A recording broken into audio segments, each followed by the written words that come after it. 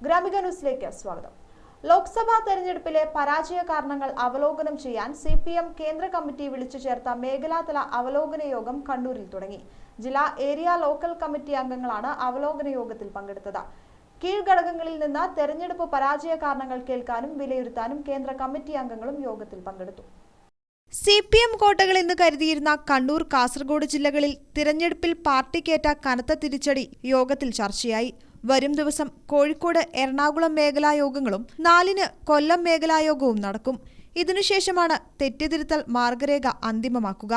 കണ്ണൂരിലെ സ്വർണം പൊട്ടിക്കൽ വിവാദം, മുഖ്യമന്ത്രിയുടെ ശൈലീമാറ്റം, ഭരണവിരുദ്ധ വികാരം എന്നിവ തെറ്റുതിരുത്തൽ അവലോകന യോഗങ്ങളിൽ ചർച്ചയാവുന്നുണ്ടെന്നാണ് വിവരം. തെരഞ്ഞെടുപ്പ് പരാജയ കാരണങ്ങൾ കീഴ്ഘടകങ്ങളിൽ നിന്നും കേൾക്കുന്നതിനായി കേന്ദ്ര കമ്മിറ്റി അംഗങ്ങൾ യോഗത്തിൽ പങ്കെടുക്കുന്നുണ്ട്. ജൂലൈ 3-ന് കോഴിക്കോട്, എറണാകുളം മേഖലായോഗങ്ങളും 4-ാം തീയതി കൊല്ലം മേഖലായോഗവും നടക്കും. ഇതിനുശേഷമാണ് തെറ്റുതിരുത്തൽ മാർഗരേഖ അന്തിമമാക്കുക. കണ്ണൂരും കാസർഗോഡും ഉൾപ്പെടുന്ന വടക്കൻ മേഖലായോഗത്തിൽ സിപിഎം സംസ്ഥാന secretary M V Govindan, PB അംഗം പ്രകാശ് കാരാട്ട്, കേന്ദ്ര കമ്മിറ്റി അംഗങ്ങളായ EP Jayarajan, PK Shrimati, KK Shailaja എന്നിവർ പങ്കെടുത്തു. P Jayarajan, MV Jayarajan, TV Rajesh തുടങ്ങി മറ്റ് പ്രമുഖ നേതാക്കളും പങ്കെടുത്തു.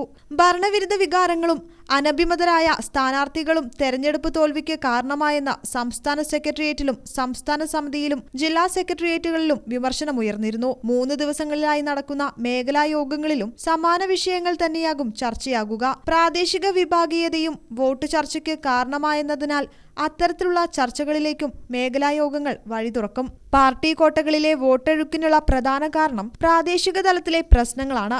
ഒപ്പം തുടച്ചുമാറ്റിയെന്ന് കരുതിയ വിഭാഗീയത 2ാം പിണറായി സർക്കാർ അധികാരമേറ്റതു മുതൽ സജീവമായതും മേഖലായോഗങ്ങളിൽ ഉയർന്നുവരാനിടയുണ്ട്. ഗ്രാമിക ന്യൂസ്, കണ്ണൂർ.